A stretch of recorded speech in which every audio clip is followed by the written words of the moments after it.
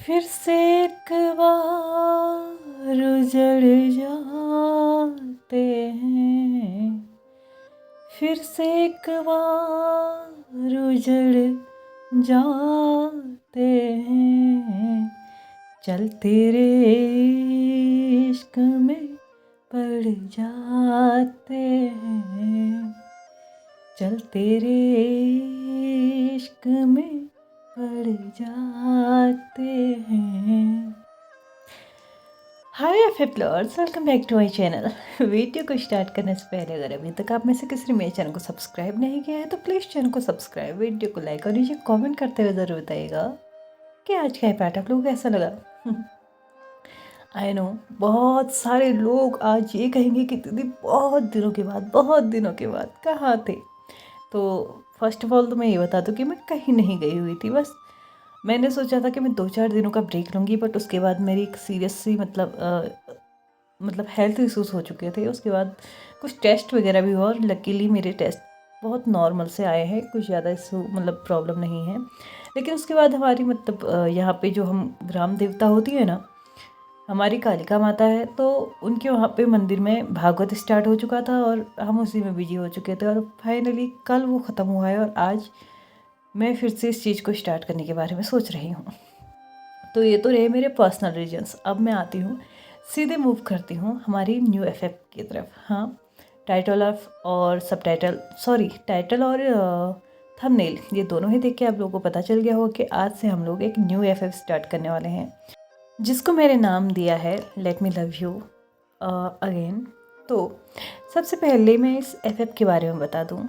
Of course ये इस channel पे है तो ये एक टॉप व्यूइंग वाला एफएफ है, जहाँ पे टॉप व्यूइंग होगा, यानी कि ये एक शंगवन स्टोरी है, यहाँ पे वांगशन नहीं है। दूसरा, ये ओमेगा वर्स है जहाँ पे लैन वांगजी ओमेगा और व्यूइंग अल्फा है। ऑफकोर्स इसी की वजह से तो आगे की चीज़ें हो सकती है ना। तीसरा, ये एफएफ पूरी तरीके से मेरी इमेजिनेशन पे बेस्ड है। ये कहीं से कहीं तक इसका एक भी सेंटेंस मैंने रियलिटी से बिलोंग करता हुआ नहीं लिया है। मतलब कि ये पूरी की पूरी मेरी इमेजिनेशन है। इसमें कुछ भी मैंने ऐसा नहीं लिया है जो कि मैंने ओरिजिनल लाइफ में देखा हो या फिर किसी की ओरिजिनल लाइफ से ये रिलेट करती हो। ऑफकोर्स जो पहली वाली स्टोरी थी वो ओरिजिनल थी, लेकिन ये नहीं है। चौथी, और हमेशा ही यही बोलती हूँ, आज भी यही बोलूँगी कि आज भी नहीं और आने वाले टाइम पे भी नहीं, आप लोग को ये एफएफ कहीं भी रिटन फॉर्म में नहीं मिलने वाली है। लेकिन हाँ, अगर कोई और चाहे इस एफएफ को लिखना तो वो लिख सकता है, लेकिन उसके लिए भी उससे पहले मेरी परमिशन लेनी पड़ेगी। इसके अलावा ये एफएफ कब ख़त्म होगी ये प्लीज़ मत पूछिएगा, क्योंकि मुझे खुद नहीं पता होता है कि इस एफएफ में मैं कितने पार्ट बनाऊँगी। ऑफकोर्स जहाँ से स्टार्ट किया जाता है ना, वहाँ से चीज़ें फ्लो में चलते रहती हैं। हम लोग नहीं जानते हैं कि कहाँ पे जाके उसको एंड करना है और कहाँ जाके वो एंड होंगी। कितना टाइम लगेगा ये हम नहीं जानते। स्पेशली मैं तो नहीं जानती, क्योंकि कभी कभी बोलते मैं बहुत ज़्यादा भी बोल जाती हूँ और कभी कभी मुझे ऐसा लगता है कि ये छोटा सा एफएफ होगा और वो बहुत लंबा हो जाता है, और कभी कभी मुझे ऐसा लगता है कि बहुत लंबा एफएफ होगा तो छोटा भी हो जाता है। तो प्लीज़ इस बारे में मत ही पूछिएगा कि इसके अभी और कितने पार्ट बचे हुए हैं, क्योंकि मैं इसको कहीं पे रिटर्न करके लिख के नहीं रखती हूँ, तो मुझे नहीं पता है कि इसके कितने पार्ट बन सकते हैं। ठीक है। इसके अलावा जैसे कि मैंने पहले भी बोला था कि मैं एक बार ऐसे एफएफ को ट्राई देना चाहूँगी जहाँ पे विंग या लैन वांगजी दोनों में से किसी एक की लाइफ में ना कोई तीसरा बंदा आएगा और उसकी वजह से विंग और लैन वांगजी के बीच में एक गैप होगा। तो ये एफएफ ऐसा ही है, लेकिन यहाँ पे लैन वांगजी की लाइफ में कोई और आने वाला है और विंग की वजह से, मतलब विंग के डिच करने की वजह से आने वाला है। और हाँ, उसके जो मतलब पार्ट होंगे ना, शायद 4 से 5 हो सकते हैं या फिर उससे कम भी हो सकते हैं या फिर एक आध ज़्यादा भी हो सकता है। ये ज़्यादा मतलब लंबा टाइम नहीं होगा जहाँ पे लैन वांगजी किसी और के साथ होगा, या फिर हो सकता है कि ज़्यादा से ज़्यादा 2 पार्ट में ही ये कंप्लीट हो जाए। मतलब जो इनका लैन वांगजी और उस तीसरे पर्सन का जो स्टोरी है ना, वो हो सकता है 2 से 3 पार्ट में ही कंप्लीट हो जाए या फिर 4 पार्ट 5 पार्ट भी हो सकता है। लेकिन इसके बाद जो मेन स्टोरी चलेगी वो हमारी शंगवन की ही होगी, लेकिन उसमें बहुत सारी चीज़ें होंगी, अप्स डाउन्स होंगे। कहीं पे ये दोनों एक साथ भी सिचुएशंस को हैंडल कर रहे होंगे तो कभी एक दूसरे के बिना भी सिचुएशन को एक दूसरे के लिए हैंडल कर रहे होंगे। तो चलिए, तो बहुत बात हो गई है अब एफएफ की इंट्रोडक्शन की। अब हम डायरेक्टली एफएफ पे मूव करते हैं। यहाँ पे विंग जो है ना, वो एक बहुत ही बड़ी कंपनी के मालिक का बेटा है, यानी कि आने वाले टाइम पे वो भी खुद एक सीईओ बनने वाला है, बट अभी बना नहीं है। और वांग जी वो एक नॉर्मल फैमिली से बिलोंग करता है। हाँ, मिडिल क्लास से भी नहीं कि बिल्कुल यार उन्हें एक पैसा बचाना पड़ रहा है। हाँ, उनके पास नॉर्मल जितनी ज़रूरतें होती हैं ना, उतनी चीज़ें हैं, क्योंकि उनके घर में जितने भी लोग हैं ना, आई मीन उसके अंकल और उसके ब्रदर, वो अच्छी खासी जॉब में है। और फिलहाल लैन वांग जी भी एक अच्छी खासी जॉब के लिए प्रिपरेशंस कर रहा है। लेकिन वो उस फैमिली से भी बिलोंग नहीं करते हैं कि जिस पे लैन वांग जी हाथ रख देगा वो चीज़ उसकी हो जाएगी। लेकिन लैन वांग जी जो है ना, वो ऐसा कभी चाहता भी नहीं है कि यार जो चीज़ उसके हाथ में, मतलब उसने एक बार देख ली, उसे एक नज़र में पसंद आ गई, वो चीज़ उसे मिल जाए, एक्सेप्ट ओनली विंग। इसके अलावा उसने कभी किसी चीज़ की ज़्यादा मतलब अपने अंदर ना क्रेविंग नहीं की है। लेकिन विंग के लिए उसने बहुत सारे सपने सजा के रखे हैं कि विंग के साथ उसकी लाइफ ऐसी होगी वैसी होगी, वो इतनी हैप्पी लाइफ जिएंगे, मतलब जो भी है उसके बहुत सारे ड्रीम्स हैं विंग को लेके। लेकिन वो विंग को लेके कहीं ना कहीं परेशान भी रहता है। क्यों? क्योंकि विंग के बिहेवियर की वजह से। क्योंकि जैसे मैं पहले ही बता चुकी हूँ, विंग एक रिच फैमिली से बिलोंग करता है। और सिर्फ रिच फैमिली से ही बिलोंग नहीं करता, उसका बिहेवियर भी एकदम रिच पर्सन की वजह की तरह ही है। वो फ़िलहाल अपना कॉलेज कर रहा है, लास्ट ईयर में है, लेकिन फिर भी उसके दिमाग में ना एक ही चीज़ चलते रहती है। जब तक वक्त है उसके पास, उसको इंजॉय करना है, फुल्ली इंजॉय करना है। क्लबिंग, पार्टीज़, ड्रिंकिंग और क्लासेस बंक करना, इसके अलावा उसके पास कोई और मतलब काम ही नहीं है। स्पेशली कॉलेज में आ जाने के बाद से तो उसका तो यही रूटीन बन चुका है। और लैन वांग जी इसी की वजह से ज़्यादा परेशान रहता है, क्योंकि जैसे ही विंग का कॉलेज ख़त्म होने वाला है उसके बाद उसे अब्रॉड जाना है अपनी कंपनी के लिए, मतलब बिजनेस सीखने के लिए। लेकिन विंग उस चीज़ के लिए सीरियस हो ही नहीं रहा है। उसे लग रहा है कि चीज़ें बहुत नॉर्मल हैं, आज नहीं तो कल कंपनी उसके हाथ में आ जाएगी और वो देख लेगा कि उसको कैसे संभालना है। लेकिन लैन वांग जी हर वक्त उसको यही समझाने में लगा रहता है कि वो गलत कर रहा है। हाँ ठीक है, थोड़ा बहुत पार्टीज़ करना, कभी कभी क्लब चले जाना और फ्रेंड्स के साथ हुकअप करना, आई मीन ये सारी चीज़ें ठीक है, लेकिन 24/7 यही सारी चीज़ें करना ये गलत है। वही सारी चीज़ें लैन वांग जी अभी भी विंग को समझा रहा है। कॉलेज के एक रूम के अंदर, जहाँ पे लैन वांग जी, विंग और विंग का एक फ्रेंड यानी कि नी हेसन, ये तीनों ही हैं। और लैन वांग जी विंग को ये समझा रहा है कि क्यों उसने पढ़ाई नहीं की, क्यों उसके टेस्ट में आज मार्क्स इतने कम आए हैं, जबकि ये कोई सरप्राइज टेस्ट नहीं था। ये एक ऐसा टेस्ट था जिसके बारे में हमें कम्प्लीटली कल बताया गया था। तो यहाँ पे विंग उससे बोलता है कि क्योंकि मैंने पढ़ाई नहीं की, ऑफकोर्स मैं क्लब में था, मैं पार्टी कर रहा था, तो मैंने पढ़ाई नहीं की। और लैन वांग जी इसी बात से चिढ़ा हुआ था कि आखिरकार जब उसे पता था कि कल उसका टेस्ट होने वाला है तो वो पार्टी करने गया ही क्यों। विंग लैन वांग जी के ऐसे रिस्ट्रिक्शंस से ना बहुत ज़्यादा परेशान हो रहा था। ऑफ कोर्स जब से वो कॉलेज में आए हैं ना, तब से लैन वांग जी कहीं ना कहीं विंग के ना पीछे पड़ चुका है कि उसे पढ़ाई करनी चाहिए, उसे अपने फ्यूचर पे कंसंट्रेट करना चाहिए, ये चीज़ों पे ध्यान देना चाहिए, फोकस्ड रहना चाहिए। लेकिन ऐसा कहते कहते ना विंग और ज़्यादा मतलब चीज़ों से ना डिस्ट्रैक्ट होते जा रहा है। क्यों? क्योंकि उसके फ्रेंड्स सर्कल एक अलग है। उसका फ्रेंड सर्कल जो बन चुका है ना, वो सच में एक रिच फैमिली के पर्सन्स पे आ चुका है। रिच फैमिली के जो लड़के हैं ना, उनके साथ उठना बैठना उसका हो चुका है। इससे पहले भी ऐसा ही था, लेकिन स्कूल टाइम पे ऑफ कोर्स हम लोग भी जानते हैं स्कूल के रूल रेगुलेशंस अलग होते हैं और कॉलेज में आते ही वो रूल रेगुलेशन थोड़े चेंज हो जाते हैं, है ना। तो यही चीज़ यहाँ पे विंग के लिए भी थी। उसके लिए क्लासेस बंक करना नॉर्मल सी बात थी, डेली क्लब जाना नॉर्मल सी बात थी, कभी कभी अपनी गाड़ी का एक्सीडेंट कर देना तक उसके लिए नॉर्मल बात थी। लैन वांग जी ने अभी तक उसको बहुत सारी मुसीबतों से निकाला था। इवन उसके एग्ज़ाम के ना एक हफ्ते पहले भी लैन वांग जी यही करता था कि विंग ने पूरा सेमेस्टर कुछ पढ़ा नहीं होता था और फाइनली लैन वांग जी उसके पीछे पढ़ा हुआ होता था कि ये पढ़ो, ये इम्पोर्टेंट टॉपिक है, वो इम्पोर्टेंट टॉपिक है। ये सारी चीज़ें ना लैन वांग जी कराता था, तब जाके अभी तक के 5 सेमेस्टर्स विंग ने बहुत अच्छे से निकाल दिए थे, लेकिन अब लेसन जो लास्ट सेमेस्टर है ना, उसमें लैनवांग जी को भी गुस्सा आ चुका था और वो यही कह रहा था कि अब वो विंग की हेल्प नहीं करेगा।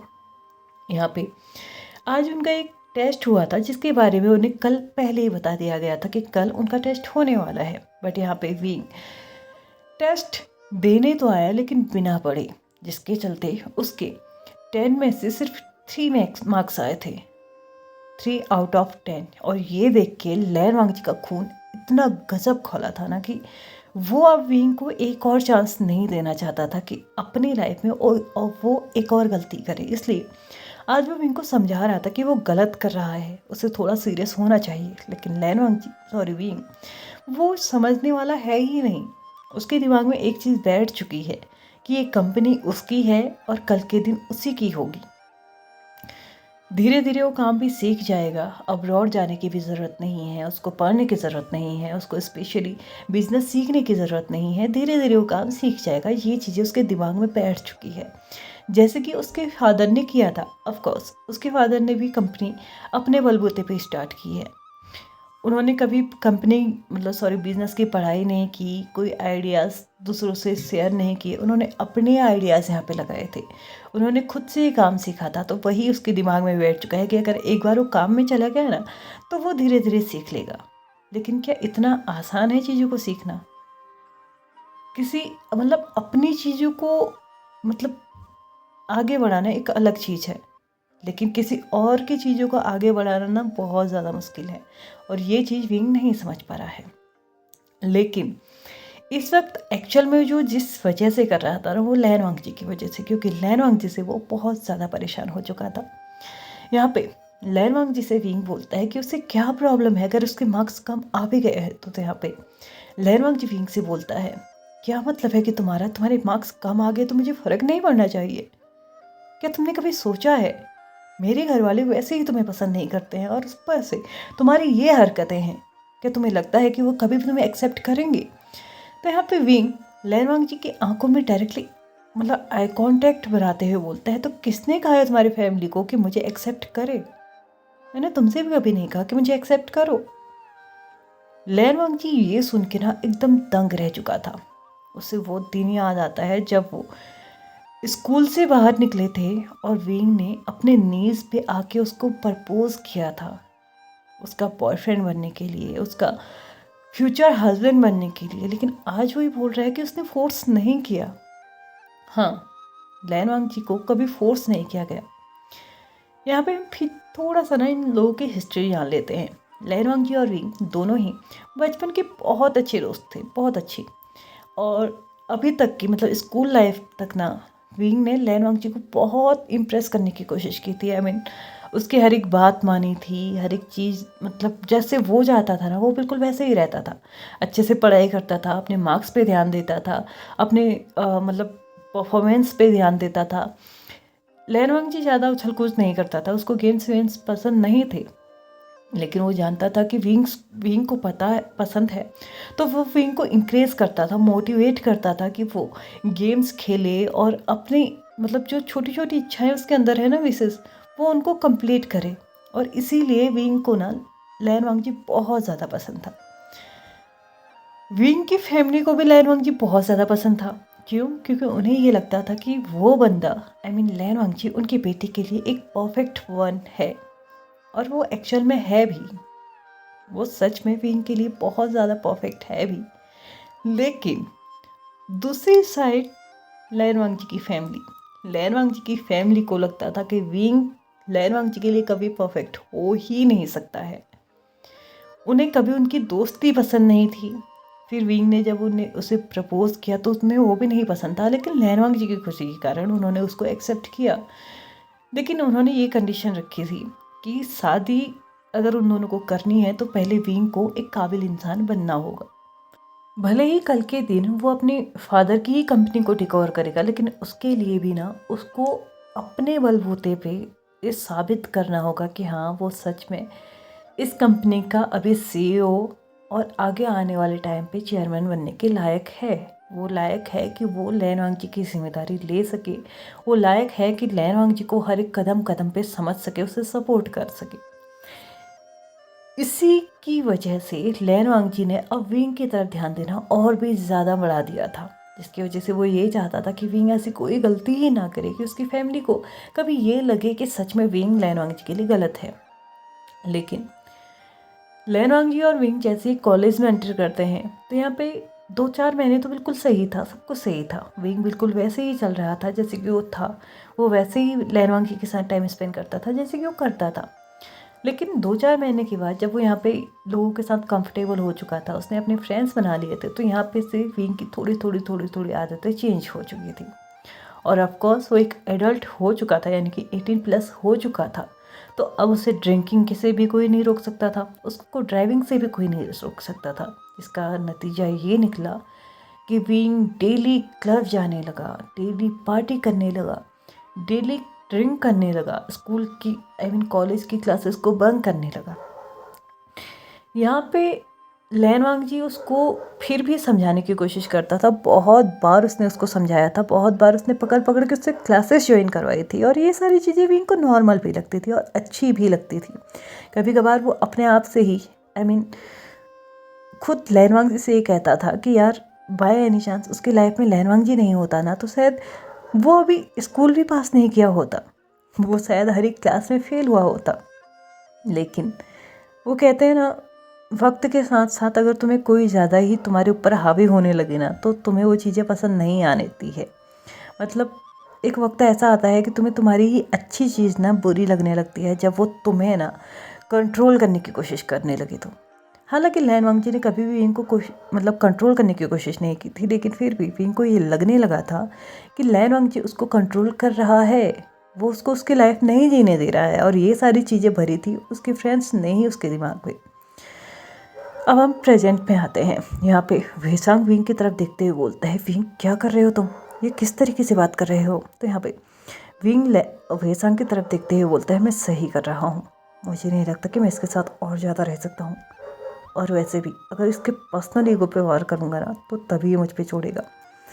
उन दोनों ने खुसफुसाते हुए यहाँ पे बात कही थी, लेकिन लैन वांगजी का दिमाग सिर्फ एक ही जगह पे चल चुका था कि क्या सच में विंग ने कभी भी मुझे फोर्स नहीं किया, क्या सच में मुझे एक बार उसने जब मुझे प्रपोज किया था उसको तुरंत एक्सेप्ट करना सही किया, कि ये सही मैंने करना चाहिए था, क्या मैंने 2-4 नखरे दिखाने चाहिए थे, क्या मैंने ये सोच के गलत की कि अगर मैंने ऐसा किया तो उसकी फीलिंग्स को हर्ट हो सकता है, क्या मैंने ये सोच के गलत किया कि मैं भी तो उससे प्यार करता हूँ, तो क्या हो गया अगर एक बार उसने मुझे प्रपोज किया तो मैंने उससे एक्सेप्ट कर लिया।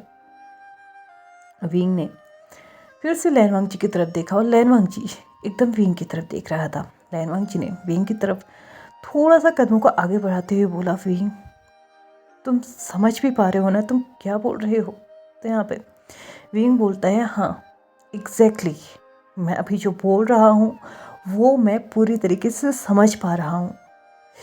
इवन मैं तो ये कहना चाहूँगा लैन वांगजी कि मैं परेशान हो चुका हूँ, मैं टायर्ड हो चुका हूँ इन सारी चीज़ों से, अब तुमसे परेशान हो चुका हूँ मैं। कब तक झेलूंगा तुम्हारी ये सारे रिस्ट्रिक्शंस में, और क्यों झेलूं, कौन हो तुम, आखिरकार मेरे ऊपर तुम इतनी पाबंदियाँ कैसे लगा सकते हो, और हो कौन तुम हो कौन जो मेरे ऊपर इतनी बंदिशें लगा रहे हो। मेरी खुद की फैमिली ने आज तक मुझसे कभी ये नहीं पूछा कि मैं नाइट में कहाँ था, लेकिन तुम्हें हर एक क्वेश्चन का आंसर जानना है। यू नो वॉट, मुझे तुमसे ना ब्रेकअप चाहिए, नहीं चाहिए ये सब कुछ मुझे अब तुम्हारे साथ, मुझे ये सब कुछ ख़त्म करना है और आज ही ख़त्म करना है।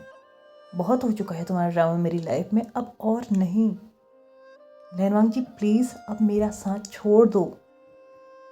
तुम्हें क्या लगता है तुम जो सब कुछ कर रहे हो मेरे भले के लिए कर रहे हो, तो तुम्हें मैं एक बात बता दूं, इसमें मेरा कुछ भी भला नहीं है।